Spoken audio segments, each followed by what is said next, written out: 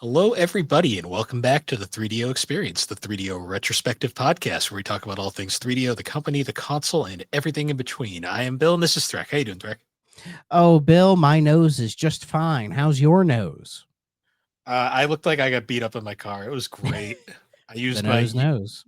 I used the one of the union contracts that we got as an emergency tissue, and it was great.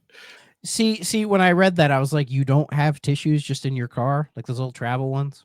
I do, but it was kind of a panic thing, and I was like, dude, this works. Like, because I was driving and it was like bad. I was like, oh shit, what do I do? I hope nobody at your job listens to this show. I don't care if they do. Like, what are they gonna do? I mean, if they fire you over that. They won't. Okay. Well, You never know. The company You never would know. The company would not care that I used the union contract as an issue. But the union would care. Well, we didn't end up signing that contract, so okay. Fair enough. It was one of the bad ones. Okay. The best part was getting out of my car and my neighbor was there, and I just kind of looked at her and I was just like, I can't explain, and I'm not even gonna try. You should have been like, hey, hold my nose for me. No. I just wanted to go take care of it. I wasn't even in the mood. I was like, no. I need to take care of Would you this. lend me a helping hand, ma'am? Yeah. No, it was bad. Yeah, no, but that sums up my day pretty well. Like, fair enough. Yeah, just another day here, cold, rainy, so none crazy. You know, working on games for future podcasts. It's really all I've been doing. So yeah, just trying to stay up with the schedule while I have the free time. So yeah, I don't have the free time. That's the key. Yeah. And Thanksgiving's coming up, and I'm not. Yeah, ready. that's coming up a lot quicker than I anticipated. Yeah, and then Christmas. I'm like started my Christmas shopping, but I'm not even close to being done yet. Oh, I don't really start until after Thanksgiving because I just don't want to think about it. I used to not, but then like it's kind of bit me the last couple of years because like I've noticed like if you're ordering online, a lot of stuff there's a window that you have to kind of get in, or else it's not going to make it in time. Because like I try to buy as much in store as I can. I try to for that reason because it's easier to just kind of get it, and there's something about, especially if it's like Christmas gifts, like going to the store and picking it out, that I enjoy more than just grabbing it online and going whatever, right? Especially if I'm gonna, wrap it and give it to them in person. I'd rather just go get it. You know what I mean? Yeah. And my family likes to do this like white elephant thing every year where we just like buy a random thing and we do the random shit. You can look it up.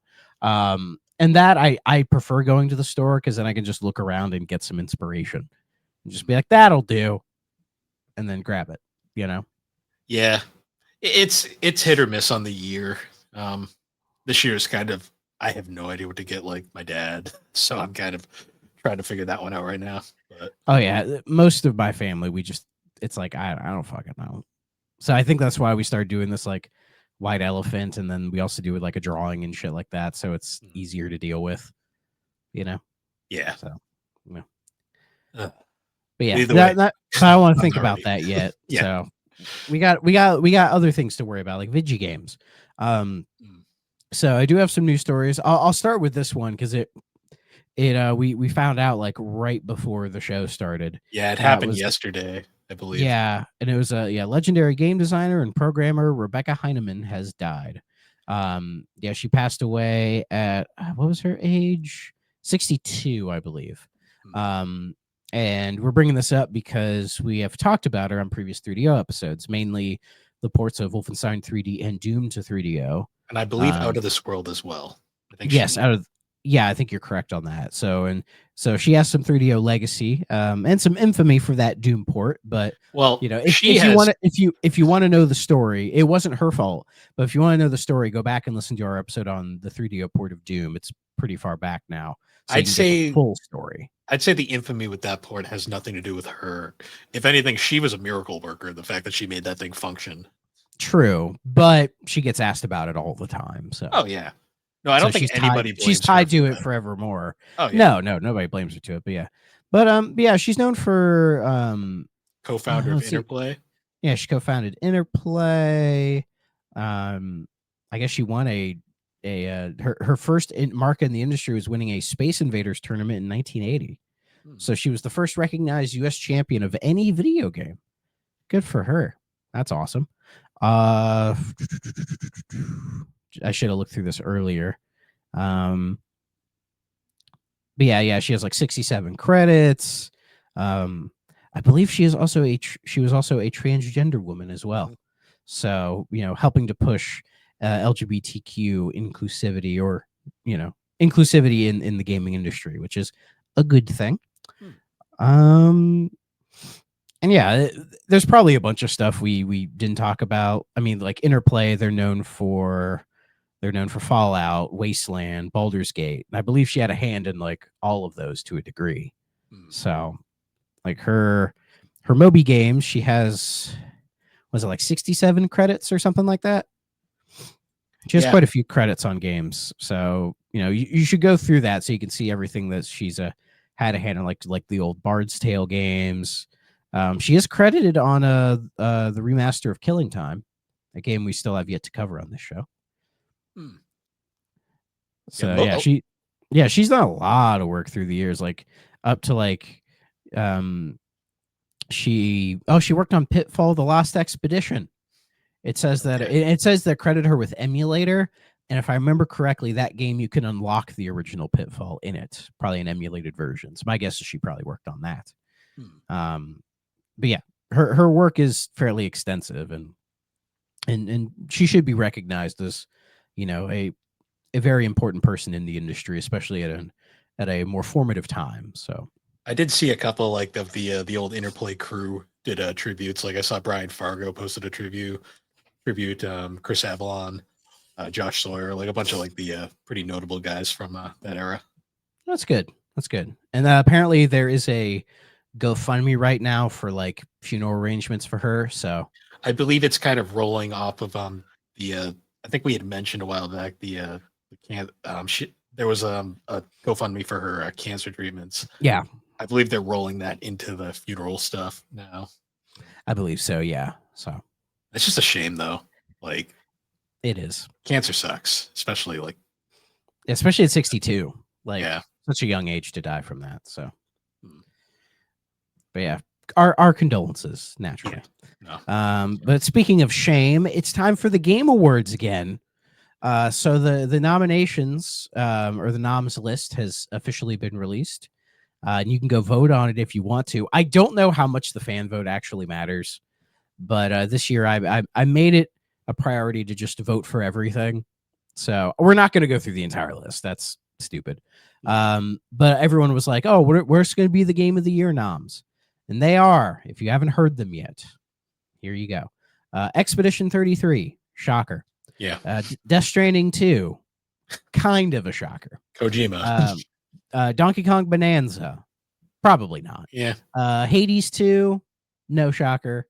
Hollow Knight Silk Song, not even remotely close to a shocker. I guess the kind of shocking one is Kingdom Come Deliverance 2. Yeah, that's like the one game from there that I don't remember. Yeah, well, that came out in like January. Okay. Has an 88 on Metacritic.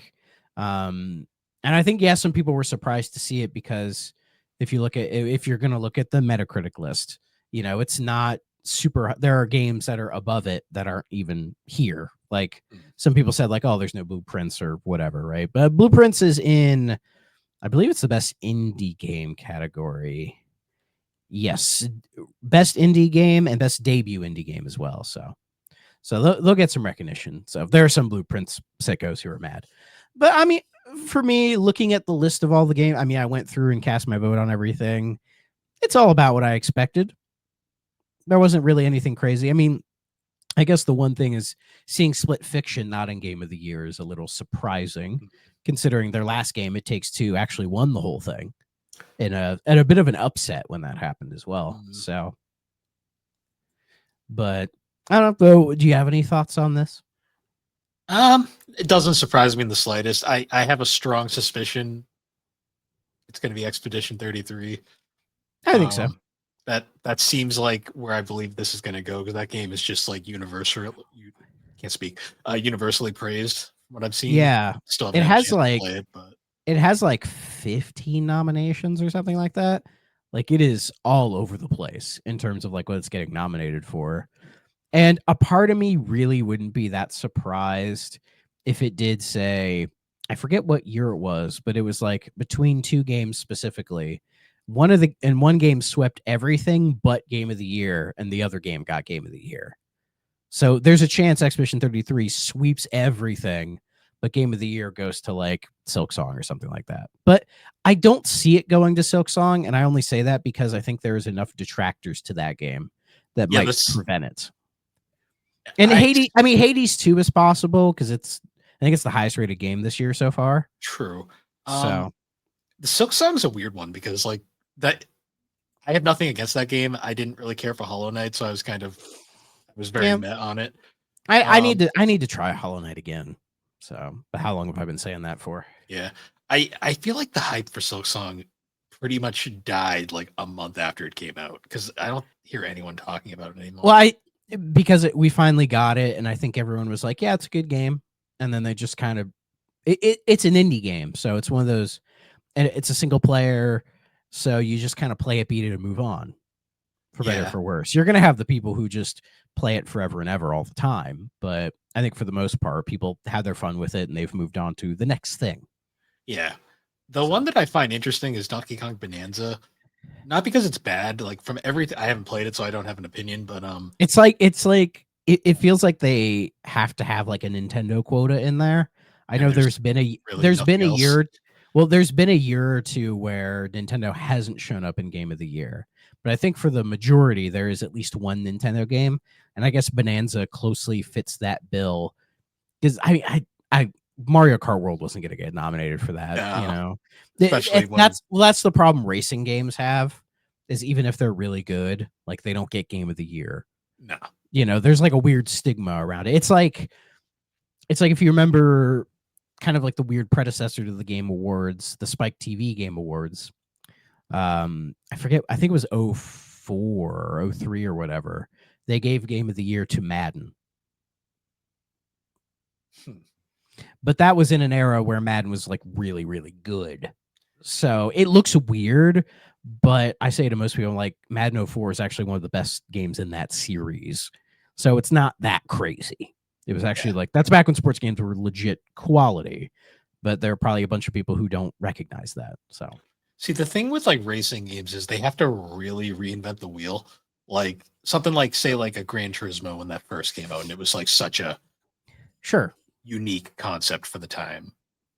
Or Or maybe if you like remember in like I think it was 2021 when Horizon 5 came out, hmm, and that did really well. That's like I think it's like a 91 or something. And because it was released past the cutoff date, it didn't get like a nomination for anything really. So, and that yeah, was kind of bullshit. I still kind of sit with that because to me, it's like them doing it in December 11th is crazy when you have quite a handful of games that are coming out in December, you know, like past the cutoff date. Like I know back in the day, December used to be kind of if you want to release your holiday game, do it November so mhm, people have time to buy it. But we're getting to that point where December can also feel just as much of a holiday game with like digital distribution and everything like that. Like if I were the Game Awards, I would honestly just delay it a month. You know, like let yeah, the cutoff be maybe, I don't know, like December 23rd or something like that. Because games don't usually come out on or after like that weird phantom spot between Christmas and New Year's, right? And then you just do the Game Awards in the middle of January or something like that. Like you try to place it in a spot where it doesn't interfere with, say, like the Oscars or the Emmys or the Grammys, because they all happen because they're smart. They always happen early the next year for everything last year. And yeah, I'm like, you should just do that so that you don't have random weirdos getting mad at you. Because if Metroid Prime 4, when that comes out in a couple weeks, if that's really good and has a high rating, everyone's gonna be pissed. Because they're like, oh, it didn't get any nomination, blah, blah, blah, right?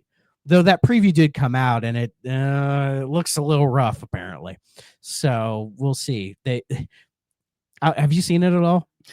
I saw it and I was kind of like, it looks like a Prime game. Uh, Um, Well, the one issue is that one guy, that yeah, one weird nerdy guy who's, I guess, gonna give Navi a run for her money. It yeah, just doesn't shut that's the fuck up. I'm That's the like, thing that we wanted in a, wow, they really did that. They really did that. which is crazy to me because like Metroid is almost ubiquitous for like people don't like the little helpers. They like Samus to be 100% on her own. Like people don't like Metroid necessarily for the story. They like it because of the the Metroidvania game design and the kind of lonely, creepy atmosphere that it gives you, very reminiscent Like of Alien, right? the only the only game like Metroid game where I enjoy the helper is Fusion, but that's because Fusion did it really well. I think Dread improves upon it because it's the same Dread character. helped, yeah. Adam, Yeah, yeah, Adam it's in the a same computer. character. How are that? I don't know. Well, But and I love and I love in Dread how they like created the voice for that character. mm, Like it is a really cool like voice design, like that weird synthesized voice that they do for him. It's fantastic. I love how that sounds. like for So me, the reason why I think Fusion it works so well is just because of the fact that Fusion's it's just very got a well, Fusion's trying to be different Fusion because I is trying to think be different, but Fusion also just has a creepy vibe. yes, it's going for like a completely different thing than Super, which I think is the way to go, and all that excessive story, which can get in the way, but it's trying to deepen the lore a little bit and try to give you a little bit more explanation for what the hell's going on. Fusion also had a really good story though. Like it was very Yeah, compelling. yeah. I mean, I'm a Fusion defender, you know that, so I think it's great. I think most people So. defend Fusion these days, honestly. Yeah, people have come around on Fusion, though. It's weird to think that people didn't like it at all, but it is what it is. Yeah. I the issues people have with Fusion, I totally sympathize with, but I still think that game is freaking amazing. So what do I know? I think Other M came out and then people realized Fusion's good. We're not Yeah, gonna complain anymore. other M sort of accentuates all of the bad things about Fusion. Other M is like all of the worst points of Fusion, Of just Fusion exemplified. amplified. Yes, Yeah. yes, exactly. So don't blame him for that. Yeah. Anyway, speaking of not knowing what they're doing, EA Sports says there will be no F126, with F125 getting a paid 2026 season expansion instead. Now, to me, this is kind of a big deal because some people have said it before. What they should do with the annualized sports franchises is instead of just making a new one every year, just do an expansion for that year and say maybe every 5 years make a new one. That kind of a thing. So to see them dip their toe with this one, I think is interesting. However, this is being done by Codemasters. I think the F1 games are Codemasters, but So Codemasters didn't they recently just get like a bunch of their staff cut? So Codemasters was the main developer from like 2009 or 8ish till present. They Codemasters was notably very well received for their games. Like people really enjoyed their F1 games, and then EA bought them, and then suddenly it all went to shit. Funny how that happened. They did have a big layoff, I believe, recently, and because I know We F125, probably talked about it when it happened. yeah, I know F125 was not well received. Most of the EA. It's really funny because EA had their own F1 games way back in the early 2000s that were a completely different thing, and now they technically have Codemasters. It's Yeah, confusing. and they were doing that rally game as well, and people seem to Yes. like the rally game, but then but the one thing they like they kind of just let lapse, and they like killed that, and some other company owns the rights to rally games now. Yes, it's been The kind one of thing they were doing right, because I played a little bit of that, and I was like, this ain't too bad. It's no Sega Rally, but it's fine. No, it's no no. It's weird. This is a weird choice too because F1 is at its like peak probably for US viewership right now. Sure. And I don't want to see I just don't see them this going well if they butcher this. It is a transition year though, because in 26 they're going to a whole new engine formula thing. So maybe they were just waiting till that's finalized before they start making the next game. I don't know. It's possible.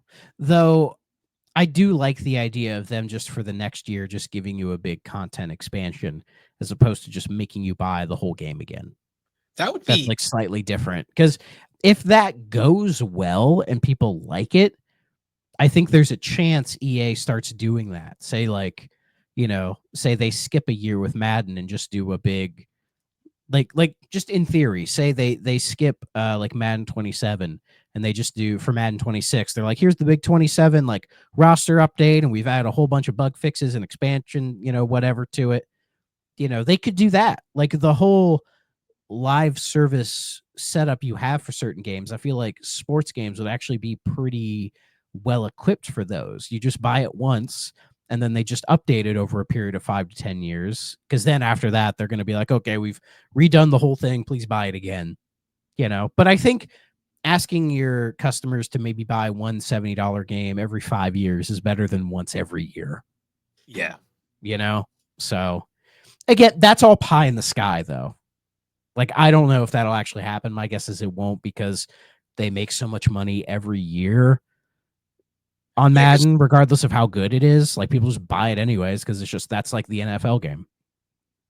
Yeah, kind of. It's kind of like Call of Duty to a degree, where like they could literally release it and people, or Pokemon, actually a better example. Yeah, because I guess because Black Ops 7 did recently come out. I've heard very mixed things about that one. I didn't want to completely throw it under the bus. I haven't. I will save my playthrough of it for when I get to it on Thrak Ops, which will probably be sometime next year. Yeah. So if anybody's curious to my thoughts on Black Ops 7, it'll be in the future. I haven't even touched the game. Maybe they'll have fixed it by then. Well, there are certain things about it I don't think they can fix. Okay, fair. But it from what I've seen, it feels a little like they lost the plot or kind of jumped the shark, or it kind of gets a little too crazy. The one thing about it that I think is really dumb is that you can't pause the campaign because you have to be online to play the single player campaign, because it was because apparently in the menu it's advertised as like a co-op campaign, like they want you to play it with other people. But if you're just playing it offline, they don't give you the option to pause it, which is kind of dumb. It feels a little Black Ops 4, because Black Ops 4 doesn't have a campaign, but it does other things. But again, I don't really have any thorough analysis on it, because I still have like, I don't know how many games till I get to that one. So like at least a dozen. So you wait till like next year. Maybe I'll be caught up with Black Ops 7 by the time the next COD comes out. And then maybe I'll try to have a timely episode for whatever they do next, which I keep hearing is Modern Warfare 4.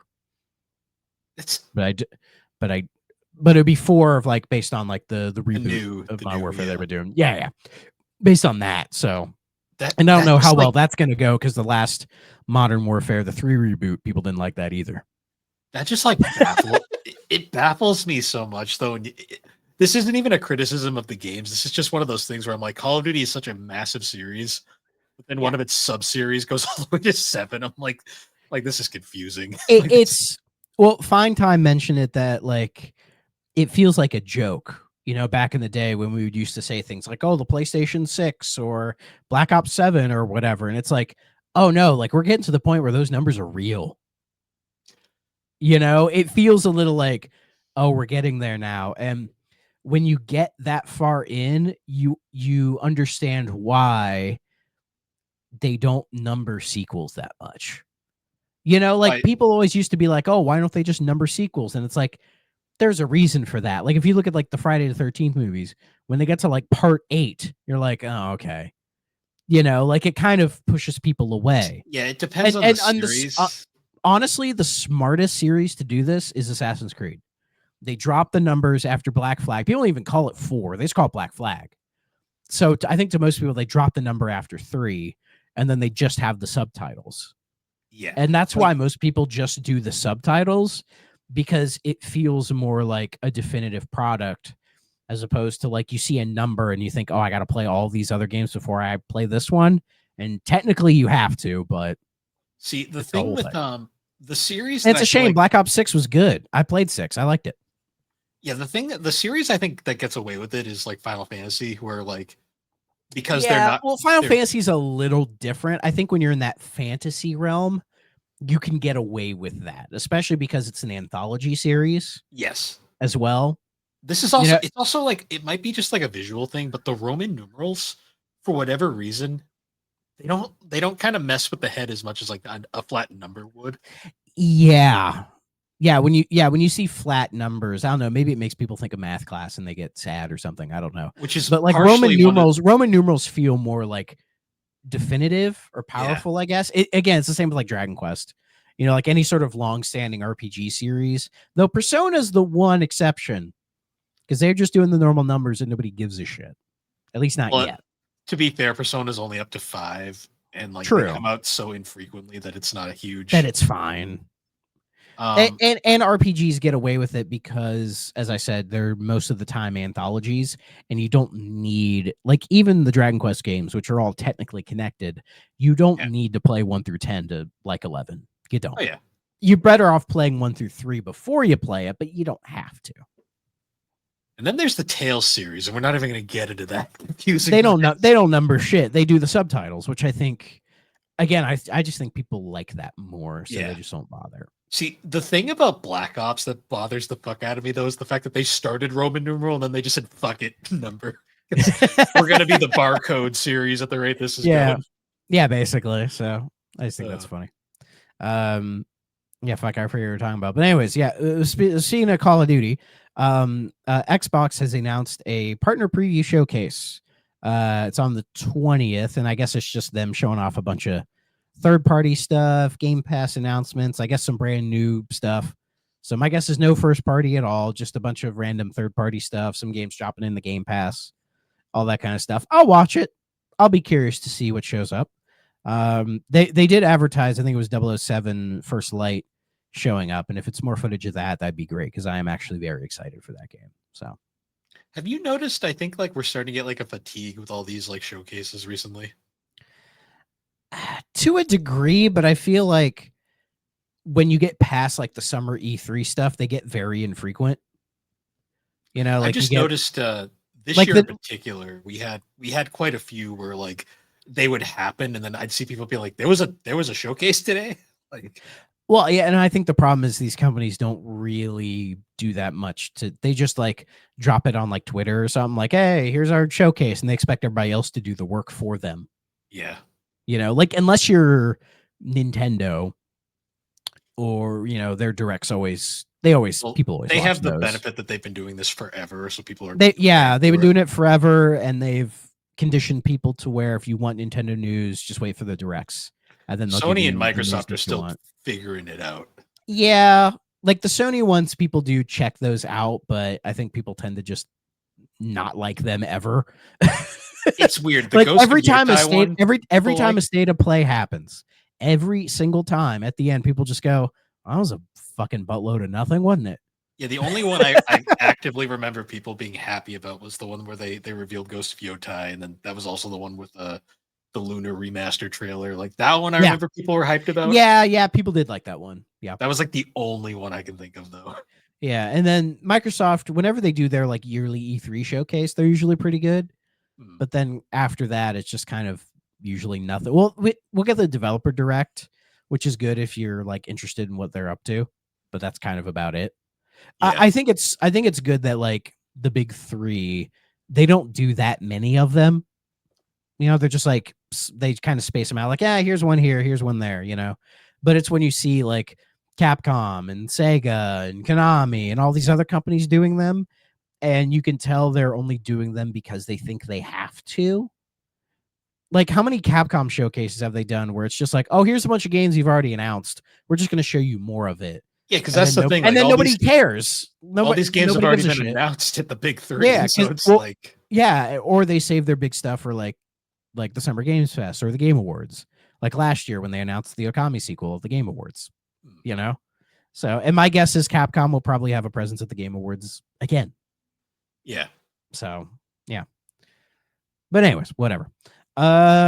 Speaking of whatever, the first official photos from the Legend of Zelda live action movie have been published. Hooray. Yeah. It's a movie. They look whatever to me. I mean, the dude they have as Link, I mean, he looks somewhere between young Link and adult Link. My You know what favorite I thing mean? ever. Though the lady that's Zelda, spot on. Looks Yeah, pretty good to me. I was laughing because a lot of people were like, there. I saw a bunch of posts of people being like, posting the Zelda cartoon and being like, "I think we judged you too harshly," and I'm just like, guys, it's not even out yet. Give it a. I have a feeling this movie it's going to take itself seriously. I So hope so. I'm not going to watch it. I honestly don't No, care. I'm not a big enough Zelda fan to care. Exactly. Just give me that new Sonic movie, baby. Yeah, Sonic 4, I'm hyped for. Maybe we'll get the Sonic 4 trailer at the Game Awards. Maybe. I'd be down for that. They're covering CD, and I'm like, God damn, it looks. Just call it Sonic CD. Do it. Call it That the would- Sonic CD, the movie. That would confuse so many fucking kids. I want them to be confused because then I want people to go, what does that mean? And then I go, oh, do you know what a compact disc is? And all these kids are like, what? Because there's going to be a huge amount of kids that are just going to go, what the fuck's a CD? And then I go, CD's nuts. Haha. But then after that, I have to explain to them what a compact disc is. Like, exactly. I love the juggle thing because it genuinely means that like, we don't know. We don't even know. It's fine. It's harmless. Yeah. So yeah. Speaking of harmless, a fan group has gotten Concord working again, but warns of potential worrying legal action by Sony. So some fucking weirdos found a way, I guess, set up a fan server for Concord to get it working. Good for them and like the dozen people who genuinely still want to play it. But I guess they are worried that they might get DMCA'd by Sony, though they haven't yet. They haven't said anything. My guess is they're probably not going to care. My thing with Sony is they probably see this and they're probably like, we don't have time for this. Like, just don't start. They're probably like, just don't start trying to make money off of it and we'll leave you be. Let's see. Although it doesn't appear that Sony has threatened legal action against the project itself, the YouTube videos showing the game running on custom servers has been hit by DMCA takedowns by MarkScan, the digital asset protection firm that's issued numerous DMCA strikes on behalf of Sony in the past. So they probably know about it. It says to me they know about it, but are they going to care enough to do something about this? They probably just don't want people making money off of it. Yeah, and I don't think they are. They're probably just like, oh, we just like a couple people still want to play this game, and I'm just like, fuck it, let them. Who cares? It's probably one of those cases where Sony's like, we don't have the time or care to set a lawsuit up for the thing we're trying to forget about. Yeah, exactly. So whatever, right? Who cares? Let's see. A couple more things before we're done. I have 2 Rockstar things. Before we get there, though, I do have to say, yes, people are making servers for fucking Concord. We couldn't get a goddamn mag revival. Like, come on, that game was fun. I think Mag does have custom servers. They do. They're not as easy to get to anymore because of older hardware. Yeah, and probably the people who care enough, they're probably few and far between. So I'm sorry, Mag fans. Go to MagFest. The dev for Mag doesn't even exist anymore. So, all right, but I got 2 things about Rockstar. Do you want the good one or the bad one first? Let's do good because sure. Okay. Red Dead Redemption is officially coming to Switch 2, PS5, Series X, and mobile next month. So they just out of the blue were just like, oh, we're doing a big old update for the game. So it'll run at 4K and 60 FPS, have HDR support. The Switch 2 version is going to run at 60, all that good stuff. So, and if you already own the game for, say, Switch, PS4, or the backwards compatible Xbox version, you will get this upgrade for free. That's always nice. And that's coming out December 2nd, which is coming up very soon. And honestly, a free update to Red Dead Redemption might just be what I need to play it again, because it's a great game and I haven't played it in many years. That's the first one, right? Yeah, that's the good one where I see that and I go, hell yeah. I would like them to do that with, say, LA Noire, because I own the remaster for that and it is barely a remaster. It's clean. That's about it. Iffy. I would like to see them do this with, like, honestly, if they did a re-release of Bully, where they bumped it to 4K 60 with all this stuff, oh, I would be so happy. And do it with, say, LA Noire, give it a nice clean, you know. I just want I get the sense that when we get past GTA 6, they're actually going to do more like remasters and cleaning up their past projects and bringing them up. So I think enough people have said things about it that they're like, we should probably, you know, bring GTA 4 up, bring Bully up, bring LA Noire. Like, I have a feeling they will probably do more of that, and it'll be like quicker, cheaper projects than GTA 6. I it'll probably never happen, but I want to see Midnight Club make a comeback. Midnight Club would be dope, but yeah, I have a feeling that's done too. I'm sorry. No, that team got I canceled. want Rockstar's Table Tennis too. Yeah. But we ain't getting that, unfortunately. So what's the bad news? More than 200 employees at Rockstar North have delivered to management asking that their fired colleagues be immediately reinstated. So if you remember a while ago, Rockstar just let some people go for misconduct when it was all tied to like union shit. And morale was really, really down. So yeah, a bunch of people at Rockstar North have, you know, come together to be like, hey, bring these people back, you motherfuckers. You can't fire us all, can you? So it's one of those things where I'm like, I'm glad that they're doing it. It does worry me a little bit because then I'm like, oh, are Rockstar gonna get real evil? I don't know. It's so and this is weird. regardless of if it affects the GTA 6 launch or whatever. I don't really care. Rockstar, the way Rockstar's set up now is so weird too, because technically, like all of their studios still exist, like Rockstar North, Rockstar San Diego, but they're all just kind of merged together into Rockstar Studios, and they all just work on Grand Theft Auto now. Yeah, like they're at that point where they've like put all their eggs in the GTA basket, which is why I'm hoping when we get past GTA 6, maybe they'll actually diversify and do different things. That would be nice. I'm not saying that's gonna happen. I don't think anybody can guarantee that. But man, I remember once in the middle of GTA 6's development, a small group like pitched Bully 2. Like had a vertical slice, the whole thing. And Rockstar said, we got to focus on GTA 6.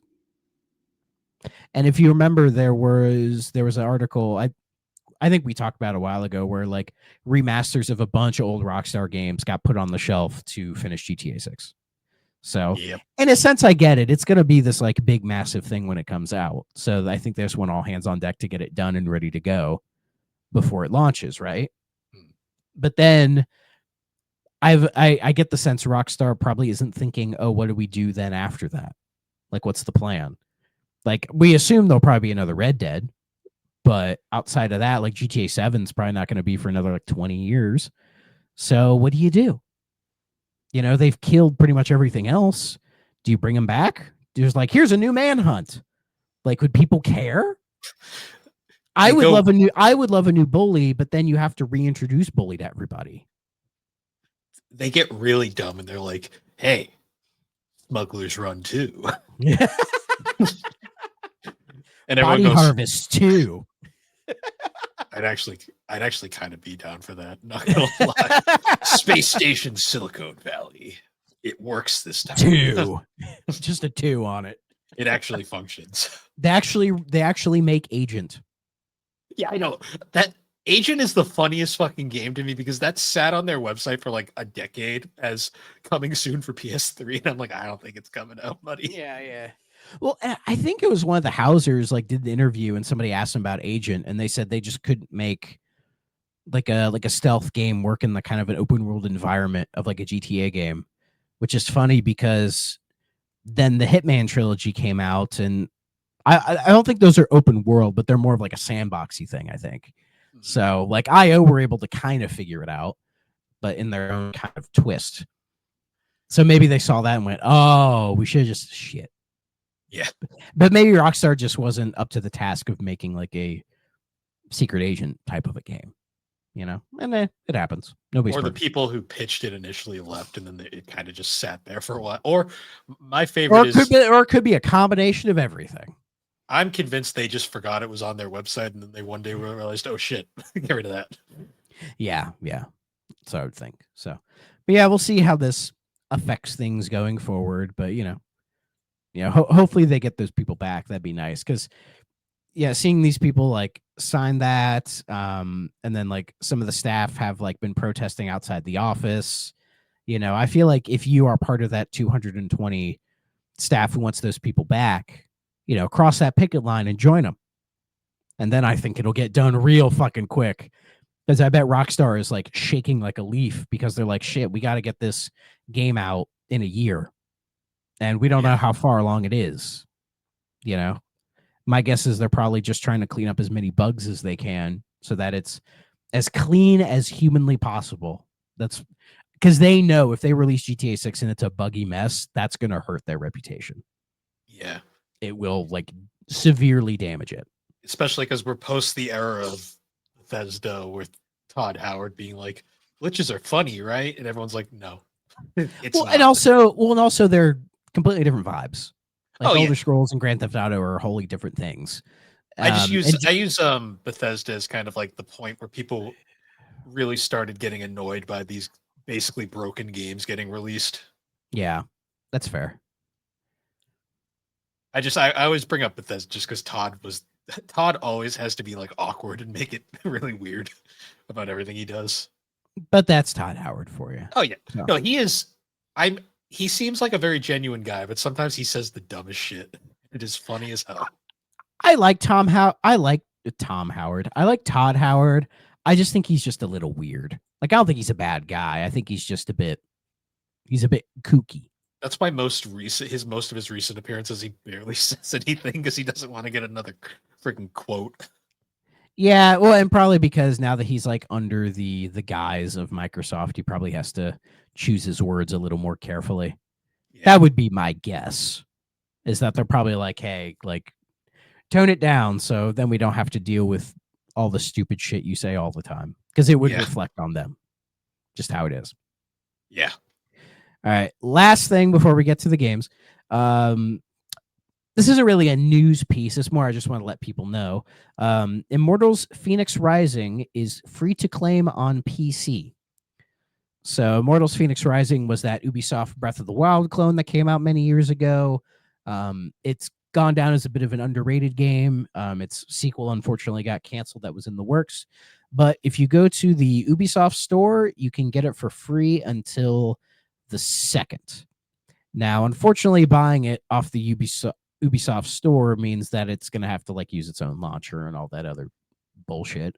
So if you don't mind dealing with that and just want to play this game that you're like, oh, everybody said it's good, but I've just never got the chance to. Well, here you go. It's free on PC till the 2nd. So I figure I'd just let you all know. I do have a copy of it down there. I've just never gotten around. I think I bought it for like $3. It was always one of those games. I would really like to play it. It looks awesome. It's one of those games where I would always see it on the shelf and I'd be like, someday. And I just never picked it up. Yeah, exactly. You could probably you could probably find a copy of it for like $5 or less. I see it at my retro store all the time. It's always on the shelf, and I'm always like, someday. And then I buy something stupid. That's the thing. You'll buy it and throw it on the shelf like everybody else did. Well, I literally my most recent trip to the retro store. I think I literally went there, saw it, went, oh yeah, that, and then bought NASCAR Arcade Challenge and walked away. So, oh, that sounds like you, Bill. That game's a fucking pile of shit too, but that's besides the point. All right. So that is all the news this week. We did get new Nintendo music. We did. We actually got a few because we didn't cover it last week when we had the Remember 64 guys on. Oh yeah, I forgot to ask. Yeah, what did we get? It was nothing. I have no idea what we got last week. Literally no idea. So the previous week, I'm not even gonna make a big deal about it because it's who cares. It was Kirby's Dream Buffet. Woo! And then this week we got, you ready, kids? Wii Fit and Wii Fit Plus. So now you can be shamed audibly, not just visually. Do they have the overweight sound effect? Please, I hope. I hope they do because that's just funny. I'm looking. Hang on. Okay, it's not in Wii Fit. Maybe it's in the Plus. There's 90 goddamn tracks. Of course. Well, Oh because well, a lot of times, there is this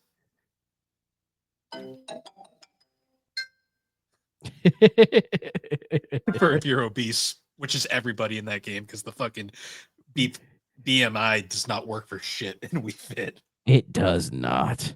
If you are in perfect health, that game will flat out say you are obese. And I'm just like, great. Thanks for making me feel like shit. Yeah. Yeah, I love that. And then there's, hold on, over. Well, let's see. There's a underweight.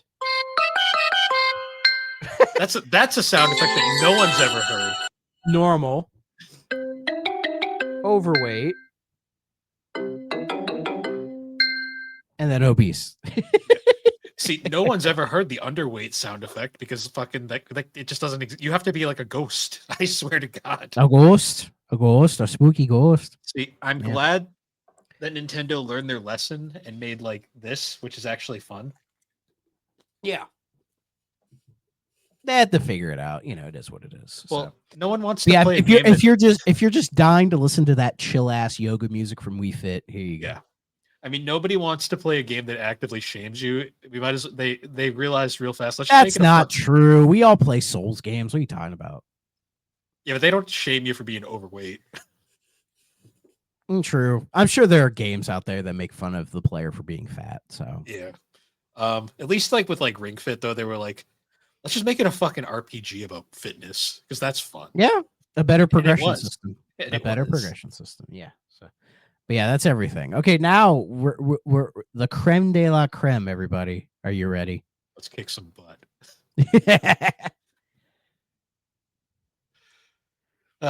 So we're returning to the wonderful world of American laser games. Our boys, like the true G's. So I do want to OGs. say we originally planned to have Casey on again for this episode. Unfortunately, he had a few work issues. I don't know exactly. I wasn't going to get into it. Something came up. Yeah. So we unfortunately had to go on without him, but we'll be sure to get him on again in the future for something. Oh, yeah. I mean, we still have a handful of American laser games to go. So Oh yeah. we ain't done yet. But yeah, so we are talking about the duo of Crime Patrol and Crime Patrol 2, or as the 3DO version is simply called, Drug Wars. They didn't want to associate it with Crime Patrol because this is serious business. There's just something funny about that cover too, because it's the same cover as the regular Crime Patrol 2, but they just got rid of that. It just says Drug Wars with the guys on the boat. Well, and one of the guys on the boat, he looks like Jesse Ventura, doesn't he? Yeah. Yeah. So very traditional American laser fare. The acting is wonderful. So last time when we talked about was Who Shot Johnny Rock, I think you and me were disappointed at the game's kind of lack of cheesiness, that it felt like they were either trying to take it too seriously or they were trying too hard to be corny and they just weren't hitting. You know, there was something about it where it felt off. Right. I think they were trying too hard to make an actual game. Like it felt very Digital Pictures in its progress style. Yes. Where because Digital Pictures is kind of like inadvertently kind of silly, whereas American Laser Games is intentionally trying to be silly. Yeah, Digital Pictures tries to be serious and ends up being cringe. Yeah. American Lasers knows exactly what they're doing and they are fucking phenomenal at it.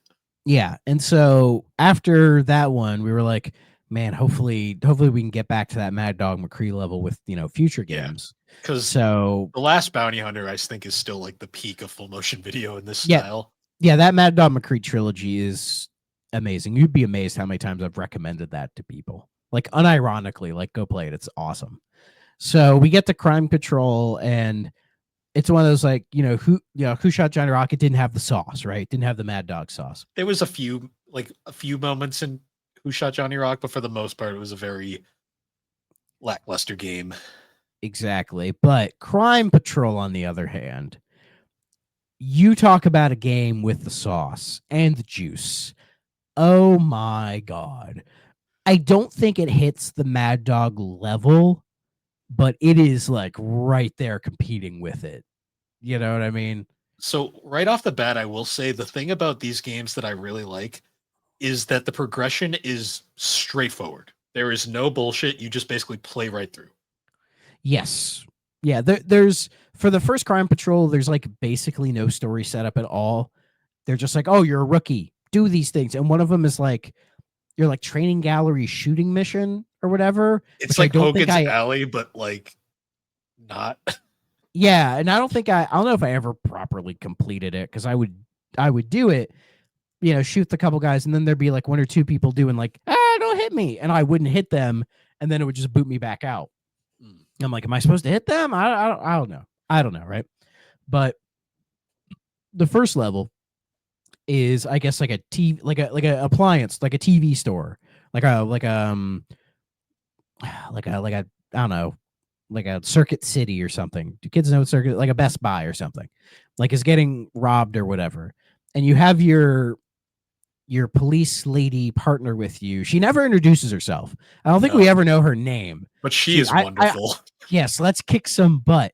And then you're walking around shooting people, and it feels very Mad Dog McCree. And I remember playing it thinking, boy, we are back. We are so back. And it's so good. But it doesn't really crank up until later. Oh yeah. Like the moment where I realized this is great was in like the first stage with her where excuse me, where she finds that electric fence and she's all like, that'll be a real shock for you or something like that. But That's then a little after, later. That's a little later. Not in yeah, the same mission I was talking about, but yeah. it's in the rookie chapter though. Yes. Because we get the wonderful line after the one of the convicts runs into the electric fence and gets brutally shocked to death. She just looks at the camera and goes, "Saved the state some money at that one," with a troll face.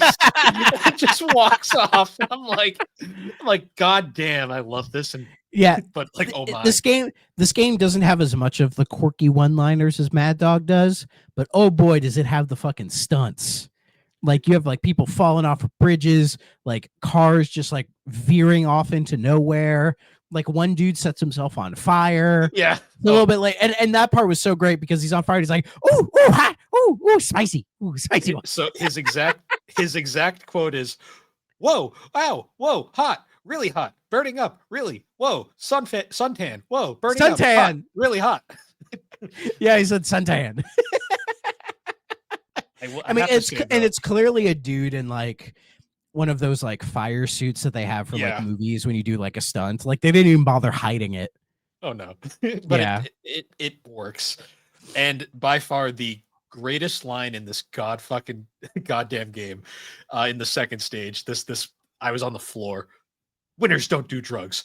Blows the shit out of the fucking cocaine. Yes. Okay. So yeah. So you have the policewoman, right? You do her stages, and they're just kind of whatever, right? And then you move on to, I think it's undercover, and you're undercover with this like out like I don't know, it's like Doogie Howser or something. I'm not sure. I loved him. He was he is. Oh my god, he's great. And yeah, like, you're referencing the level in the airport where they're like, oh, they're hiding this girl, and he shows you like a Polaroid of this girl, like, oh, she's inside, but like you're outside, and then she just kind of comes out of nowhere, like next to a car, saying like, I got my gun. I'm like, what? Where were you this whole time? And then you shoot the guy in the plane, I think. I don't know. But yeah, that moment where he opens the trunk door and there's just like bags of cocaine in there, and he does the winners don't do drugs, and then just and I'm like, you're destroying police evidence, my guy. It caught me off guard because he's got like an Uzi. And he says winners don't do drugs in this very matter of fact way. He's like, winners don't do drugs. And I'm like, okay, they're referencing that classic slogan. And he shoots the fuck out of him. And I'm like, what the fuck? It was so funny. One of my favorite quotes is, I think it's like a bank or something like that, where at first you're sitting like behind like the tellers or whatever shooting, and then you're like going through, and then there's this one guy who runs by and he's like, don't shoot me, I'm Union. Yeah. Don't shoot, I'm Union. Yeah, there's some good quotables here. Again, not as many as Mad Dog. It doesn't go that far. Like, it goes just far enough, I think. Because I think they recognize, like, yeah, this game's called Crime Patrol, so there is some realistic crime stuff, so we can't get too crazy with it. but they allow themselves to go crazy enough, you know, with like the explosions and like, and you know, the electric fence is probably the one real silly bit. There's also some of the quotes are amazing, like the undercover partner, "Let's eat their lunch." Like what? Or that one, or when you hit SWAT and your like partner is like D from It's Always Sunny with a beret on, and she's just like, "Do you think you have what it takes? Do you have the stuff?" And I'm like, D, Welcome, what are you doing here? This feels like an episode of It's Always Sunny. Like D joins SWAT. welcome to SWAT. You're gonna fit right in. Oh, Wooga. Um, Also, like the one level to where I was like, oh yeah, this game was definitely made pre 2001 was the plane hijacking. Oh my god, that part was so funny where you climb into the plane, right? So you've been shooting shit all over the plane, right? Like outside the plane. And then you get in and there's a bunch of people just sitting there and randomly someone will just turn around and try to shoot you and you pop them off. Nobody gets up or runs away. No, There's no freaking out at all. I my think the favorite idea is too is they're like under hostage, so they're not gonna do it. I yep. think that's the idea. But it's so funny how like almost every like non-enemy character is so nonchalant about everything. You I know, love like to like though I think they play it for laughs when you're at like the strip club in oh the that undercover we'll get spot. And oh, and that part where he's like, "Oh, can I?" And he goes to the bar. He's like, "Oh, the usual." And they give him a fucking like kids lunchbox yoo-hoo, uh-huh. like literally the kind like the little cardboard ones with the straw. And he's like drinking that like the whole thing. And I'm like, did yoo-hoo pay for this, or did they just like Knowing who gives a American Laser, shit? probably not. Um, we'll That get was we'll get hilarious. we'll get back to the strip club because I do want to talk about a few things there. I was gonna say with the plane though, there is some great moments in that. Like when you're making your way down the fuselage, you turn the corner and there's a stewardess like washing like dishes, and she looks so offended that you pointed the gun at her. She's like, "Don't shoot!" Yeah, and it's like, why is she there all nonchalant? But then the best one is when your partner in the SWAT he opens up the bathroom and then the other one pops on and goes, "Get back in your seat!" Like Or when you shoot the guy next to the pilot, and he's just like, "Well, that'll give you some frequent flyer flyer miles." miles. Yeah, just so stupid. I'm But I like, this loved it. is great. This is Or, so good. Yeah. or when you rescue the businessman in like the airport, and he's just like, "Can I offer you in some insurance?" Oh yeah, he's like in the back Yeah, room. just tied up, and then you once you get to him, he just Yeah, smiles yeah, and he's like, and you shoot, and the guy that was holding him hostage has some great pants. "Oh They're yeah." like leopard spotted pants or whatever. I'm like, shit, where can I get a pair of those? And he's like, yeah, about the insurance. I like I believe it's like SWAT too. Like the partners, like the very typical like badass black guy, and he's all just like every one Yeah, of his quotes. He's like, if you shoot an innocent, he's like, "Shot an innocent," and he's just very matter of fact about you it. ain't got what it takes. Or when if you die, he's like, "You're done," like you're done for. Yeah, like the death quotes aren't as good Well, as in Mad Dog. we don't have the character that Game The Grumps gave racial us, Amos. stereotypes. Yeah. Yeah. Um, I was gonna say though with the strip club, one of the funniest Yes. scenes is that one scene with the stripper just dancing there, and the whole time, Yeah, she's just that's what I was gonna reference. She's just dancing on the pole, and then people are watching her like everything's fine, and people are just getting shot left and right. see, I was like It's like a Tim and Eric sketch. the whole time, I was just like, I'm sitting here going like, "Do I shoot the stripper? No, don't do it, don't do it." But the I whole didn't. time, I didn't. I never tried. I never I was tried. tempted to just to see what happened, but I was like, no, don't do it, don't do it. She's innocent. Dude, it's a video game. Who cares? I think I should have looked it up actually. What happens? My guess is probably nothing that spectacular. You probably get yelled at. Exactly, and that's the thing. The death ones just they're just not as good, which is a shame. I will say though, after you finish the strip club scene, there's that great scene of like the stripper goes to your partner and she's like, "Hey, can I offer you at a table dance?" And he's like, maybe we'll get a rain check this time." He's like, I got shit to do. He's like, "Not right now. I'm with the other guy." I'm with the boys.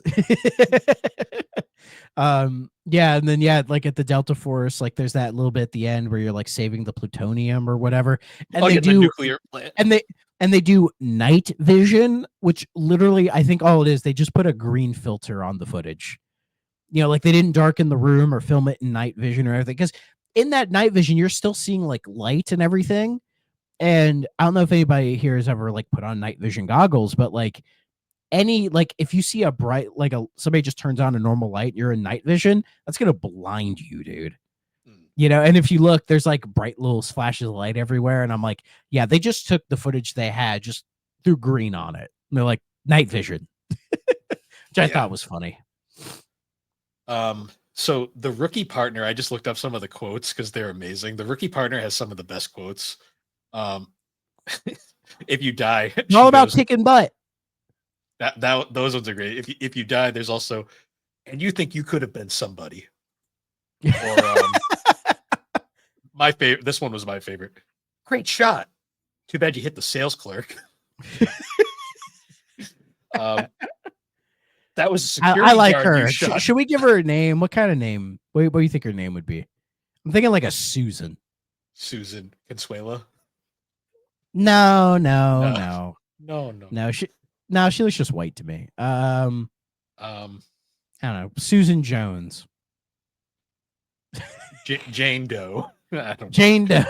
No, that's SWAT girl. She looks Oh, like yeah, a yeah. Jane Doe. Or Jane D. She looks like D from It's Always Sunny. Oh, and then my favorite, one of the death quotes. Too bad you're out. I was beginning to like you, pal. Yeah, yeah. Everyone turns into Dick Gumshoe in this game, and you're just pal. Yeah. It's yeah, this one was good. And it was short. Like, Oh yeah. I think I knocked this thing out in maybe 30 minutes. Oh, the And undercover partner. it wasn't nearly as hard as Mad Dog, because then you don't have to do the showdown every time. Oh, yeah. And the different sections, I think they're all better paced here. You just kind of like knock them out one by one, boom, boom, boom. And then each time you move up, it's like a checkpoint. So if you do game over, you can just start back at whatever set you have. Like, it has a better checkpointing system than Mad Dog. It kind of reminded me a lot of Last Bounty Hunter setup, where it's basically like each Yeah. level is straightforward.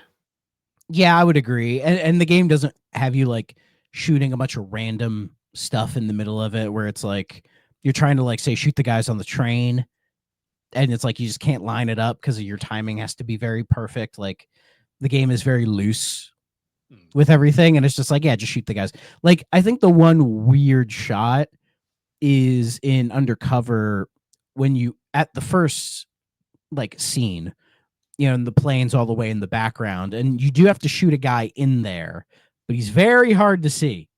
Yeah. It's like the one kind of weird bullshit one, but you figure that one out pretty quickly. It doesn't randomize a lot of the stuff like Mad Dog does, when you'll be in the certain big screens and you'll have like 5, 6, 7 different pop-ups, and they randomize them to kind of keep you on your toes. Here, they just they play out as you expect them. So it's kind of easier to blaze through. But also, I played the PC version, as I think you did. So playing these games with a mouse is super easy mode. Yeah, the 3DO, unfortunately, without the proper light gun setup, you're just never gonna get the. I tried playing it on 3DO. It sucks. It's terrible because its hit detection is not great, and that cursor default speed is so slow, and then the speed up is way too fast. There's no like solid middle ground. Like, I couldn't get through the first section. I just couldn't get through it, and because I just couldn't line things up properly, because I just didn't really have the game, just wouldn't give me the proper time. But then I, grabbed the DOS version, thanks my abandonware, booted up, started playing it no problem, and got to those same sections no problem. Just blazed right through. I love the soundtrack too. It is very fitting for this style of game. Yeah, it's pretty good. A lot of bongo drums, and I'm all for that. Yeah, why not? This one was an absolute banger. It was like kind of like the perfect game. Really, it was short, sweet, to the point. It was super entertaining. I laughed. I cried. I don't think I shed any blood though. Last Bounty Hunter, I still think is the pinnacle of this so far. This comes real close though. It is close. Like this is the first time playing a video game where I straight up had to stop because I was dying laughing because that fucking cocaine scene. Like, it was so good. It caught me so off guard. I was like, what the? I'm like, I had to like stop and like take a breather because I was like, did that just happen? Yeah, this game is so fun. It's great. Yeah. like And it's genuine banger. it's quick. Like you just go right through it. There's no bullshit. Just it's straight up arcade Yeah. action. I, And I it's wish I wish there was a little bit, I guess one criticism, I wish there was a little bit of story, where maybe it's yeah. like you learn the name of the people that you're working with and maybe they give you a little bit more background on what's going on. Like it doesn't have to be a lot, it doesn't have to be Final Fantasy, but like, just give me like a couple seconds to be like, hi, I'm, deputy blah blah blah blah. You're gonna be working with me. Like here's what we're gonna do. Like that easy basic kind of setup, You know what it that also they was never really bother doing. yeah, because like the thing about that made Last Bounty Hunter was the fact that like there was definitive villains. Yes. There's no villains really. You're just shooting mooks the whole time. Yeah, basically. And it's like, oh, you're stopping terrorists from using nuclear stuff to blow shit up or whatever. You That's, basically you go from rookie to Delta Force, and once you yeah, finish Delta Force, it just straight up says the end, and that's yeah. it. Yeah. There's no like conclusion to anything, or you felt like you really accomplished anything. You're just like, oh, I did it. Cool. Yeah, Good job. Get the fuck out of here, kid, basically. So that was like the one thing that kind of let it down. There wasn't really a solid story arc to it to yeah, really kind of tie it all together, which is a shame because outside of that, it's just like your typical like xenophobic, like, oh, shoot brown people to stop them from using bombs, that kind of stuff. yeah. Whatever. This game is very much like a pinnacle. Like a game like this could not be made today. Like it would never, No, no, no, never. no. Because, well, like in FMV games, like I think people put too much effort in trying to make FMV games actually good nowadays. Yeah, You know what I mean? And this just, it's not going to pass that, no. unfortunately. Even though it's great and I love it, like most people aren't going to, like, I think people take games now so seriously, it's harder for them to kind of appreciate these more kind of silly games. Like when people play these and go, "Oh, it's like stupid." It's like that's what they were intending to do. Yeah, like It's there's it's okay to like appreciate, something silly for what it is. You know what I mean? Like every piece of, like, yes, video games are art, but not every art piece has to be like this real deep, serious, thought-provoking thing. So if it can just be dumb and stupid, but who cares? If you like it, you like it. like It's that variety that makes it fun. American Laser very clearly found their niche, and they just did exactly that. Like there was Yeah. no, they weren't. And as you said, people don't do shit like this anymore. No, like is this game like the second you play the first level, you're like, okay, I know exactly what this game's gonna be, and I am just gonna enjoy the ride because there is no seriousness here whatsoever. Yeah. And there was like such a huge backlash for this corny stuff even back then. And I Oh think it's yeah, like because, well, because I think it's people wanted video games to be taken more seriously and that, like, oh, these aren't helping, but at the same time, it's like saying, like, oh, we can't take movies seriously because look at all these like dumb screwball comedies that are coming out. And it's like, so what? see, like I always think like the AVGN's Sega CD review, where I believe he just kind of like he when he's going over all the full motion video games, I believe he offhandedly just kind of mentions Mad Dog and doesn't really go very deep into it. And like I was always kind of like they kind of just threw that one in there, but like that one is nothing like any of the other games he was talking about. I believe I first heard of Mad Dog from Spoonie when he did like his like big 2-part video back in the day about FMV games, like kind of the beginning of them, and he shows footage of Mad Dog and like a bunch of other stuff. It transitions into him just reviewing Johnny Mnemonic, like the PC FMV game, which I've never played and almost kind of want to. Hmm. But like he mentions Mad Dog in that vein, so that's kind of where I first heard about it. It's kind of interesting now that the reason why a lot of these games are so fondly looked back on is because people are just tired of like overly serious games, and sometimes we just need something dumb to laugh at. Yeah, yeah. Again, it's that kind of balance you need. Like, I mean, I love serious games as much as anybody else, but a game like Crime Patrol gave me so much joy, Hmm. that I can't take that away from it. You Oh know what yeah, I mean? That yeah, I just really enjoyed my time with it. Yeah, it was short, it was sweet, it was to the point, and I fucking loved it for how fucking stupid it was, start to Yes. finish. And there ain't nothing wrong with that. No. There are stupid meme games these days. So it's not like silly games are completely gone. Yeah. We still get stuff like Trombone Champ. Yeah, true. The only thing I will say about American laser games is they're dumb, but they put effort into the dumbness. Yeah, they do. Like the production value on Crime Patrol is not the worst, Yeah. and they're able to like get like half decent locations when they film this stuff. The So, sets look good. Like they're not bad sets by any no, means. not at all. And like the prop guns that they're using, they almost look like they're just real guns. I wouldn't be surprised if they rented a plane to do the plane scene. Yeah, like they straight up got a plane. So good for them. There's all that Mad Dog money. Yeah. So, Crime Patrol 2, Drug Wars. The Drug Wars, yes. I didn't like this one as much. No, well, this one has a story, or at least it tries to. Yeah, this one tries, but it kind of goes a little too hard because it tries to have like this like interesting like drug cartel guy as like the main villain. Yeah, and his But they anytime he's never on, flesh out his character at all. no, the most his character is anytime he's on screen, he's just surrounded by women in bikinis. Like that's Yeah, just and he's just like, "Hey, what's going on? Do you need some drugs? I got some drugs." yeah, Yeah, again, it tries to have more of an arc to it, to where it's like, oh, you start. I forget where you start, but it's like you're here, and then you go to like, oh yeah, you start. I think it's in New Mexico, and then you go to Chicago, and then you go to the border, and then you end up straight up in South America, like doing CIA shit. you also Like don't get they try to have promoted. more of an arc to it. Yeah, you don't, there's no promotion system in this one either. You kind of just start where you are, and then you kind of just go from place to place. Yeah. Yeah. Again, it feels like they're trying a little. They're trying to address some of the issues of Crime Patrol. Trying to have more of a proper story arc to it.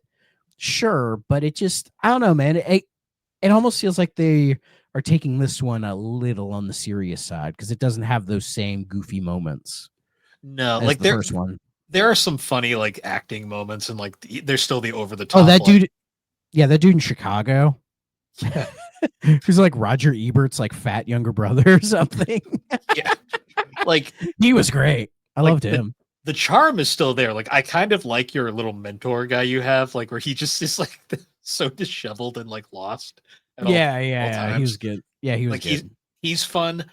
But it doesn't have like they peaked with the goddamn cocaine like in the first game. Like yeah, it's hard to come back from that. Like the first game is just so absurd that like this one, when it actually is really trying to, it's almost like it's trying to do like the serious story from like Who Shot Johnny Rock, but keep the camp of Crime Patrol. Yeah.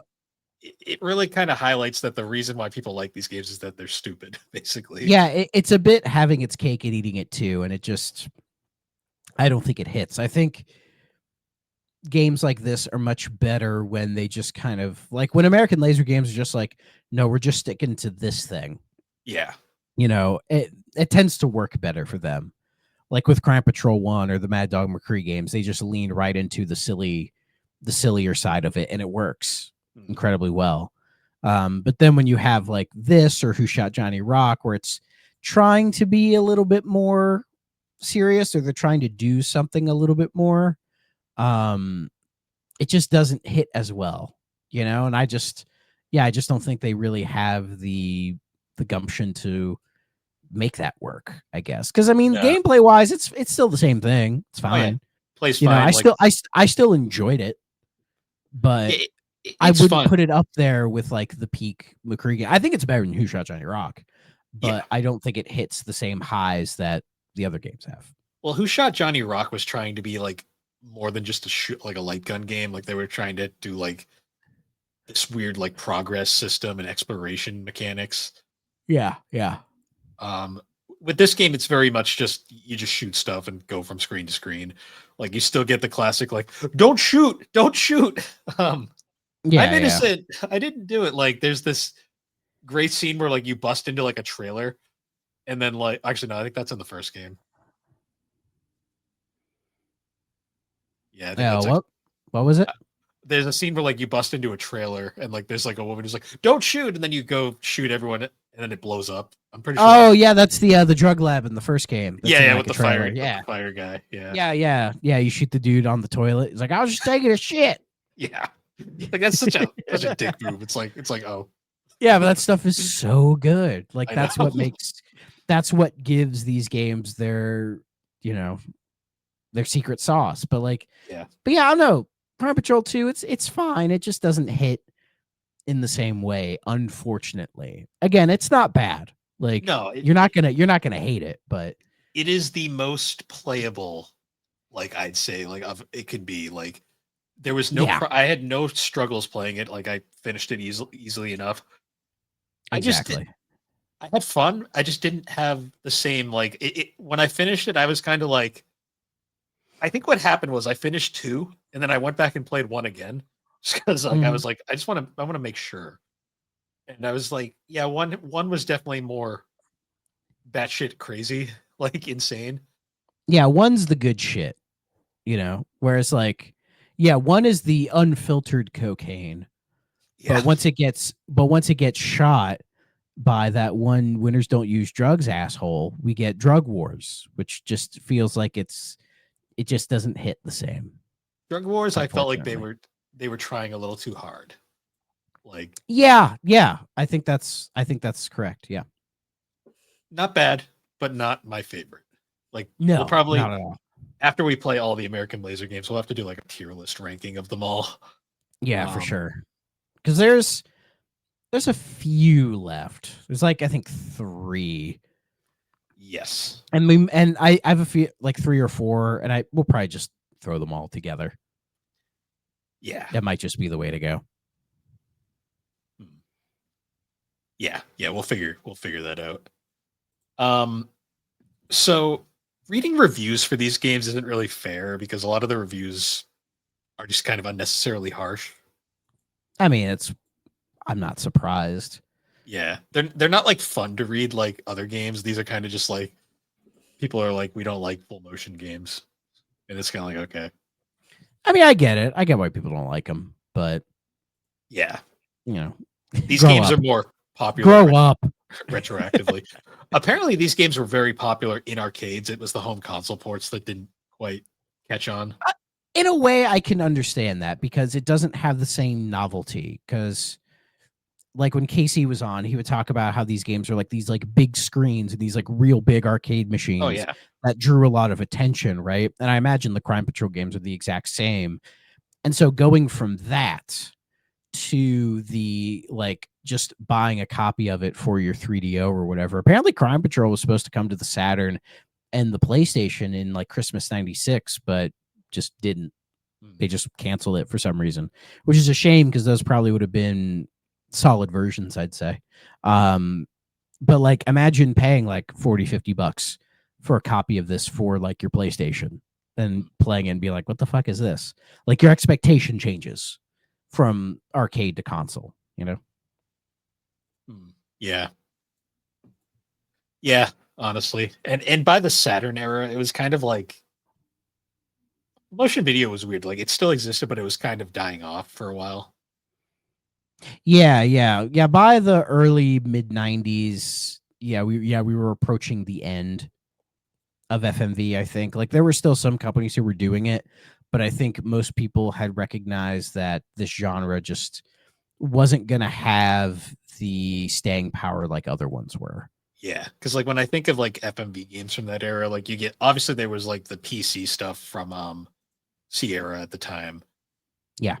but then like you'd also get like a random one like that, the X Files game on PlayStation, which most people don't, which was overlooked at the time, and now it's kind of fondly remembered because retroactively the genre is kind of getting a resurgence. But Yeah, and also a lot of those games are just getting harder and harder to play. Yeah. Especially the more PC centric ones, because a lot of them released on like pre Windows 95. Like, it's Yes. one thing if they're like working on DOS, right? But like when I mentioned the Spoony FMV video, he talked about how some of the games back then were coded to run specifically on Windows 3.1, which is pre Windows 95. And trying to get stuff like that running these days is not easy at all. So unless you really know what you're doing, like, yeah, with DOS, if you know how to use DOSBox, you can figure it out. That's not that difficult. But anything before that or anything beyond that can just be too much. But what's great is with these Crime Patrol games, like, I downloaded the DOS version, they boot up just fine Mm. on my Windows 11 machine. Nothing. Just turned on and started working, which was awesome. Yeah. Because I was afraid I was going to have issues. Yeah. No, I was actually amazed at how well these ran, in all honesty. Yeah. That being said, must play, okay, stay away. I'm thinking Crime Patrol 1 is a must play. 2, okay. I would argue they're both must plays, Yeah. especially because the second, again, both of them are like 20 minutes apiece. Play Crime Patrol 1, like, absolute definitive must play. Crime Patrol 2 is like a soft must play. Yeah. Like, I'd recommend it, but I wouldn't recommend it over the first one. I'm gonna say like it's still pretty good. I'm gonna say like kind of like half and half, like okay / must play, kind of in that territory. Sure, why not? Because it's definitely not like if you only had time to play one, you'd play the first one. Absolutely. The first one is absolute fire. But yeah, so Crime Patrol, that was very that was refreshing. I also needed something stupid like that. That's fair. But next week, no idea. We'll have to think on that one. Yes.